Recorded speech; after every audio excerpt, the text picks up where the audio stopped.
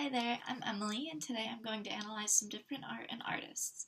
But first, I want to start by thinking about art in general. What do you think of when you hear the word art?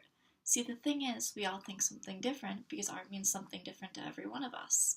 A large part of art is how we interpret the world through our eyes and how we choose to express those interpretations.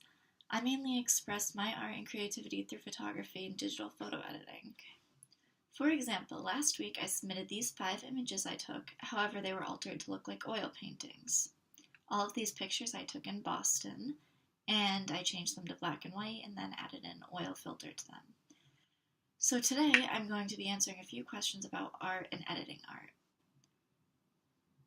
Let's look, for example, at an artist known as Hans Holbein, known well for his paintings where he invented something known as anamorphic art. What is anamorphic art, you might ask? Well, a professor from ASU defined that the process known as anamorphic or anamorphic projection in art is at once a confirmation and a challenge to the rules of linear perspective and the conventions of representation. I believe that this is exactly what Holbein was trying to do with his art. More than this, anamorphic projection in art is meant to get the image viewer to look elsewhere from where they're expected to normally look. In Holbein's Ambassadors, as you can see here, this is exactly what he does. Every part of the image is so beautifully detailed that it is hard to focus on one spot, and you are sent on a journey through the image. But by adding this skull to the image, Holbein is breaking all of the rules of art.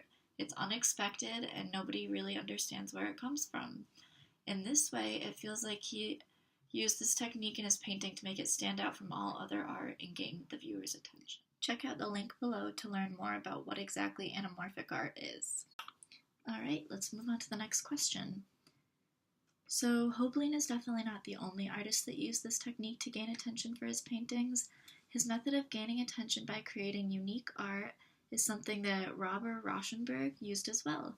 However, Rauschenberg experimented with different materials, such as creating negatives within film.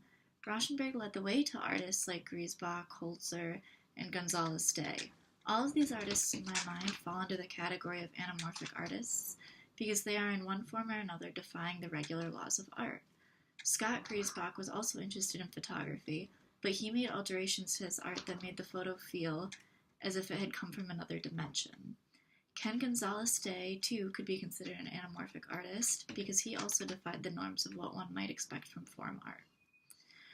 Out of all of these innovative and interesting artists, though, I find Jenny Holzer the most interesting. Her art is projected onto buildings, and this is something new, innovative, and definitely unexpected. Alright, so on to the last question. There is definitely a huge common thread between the 1500s and contemporary artists. Artists today are trying to create something that will stand out.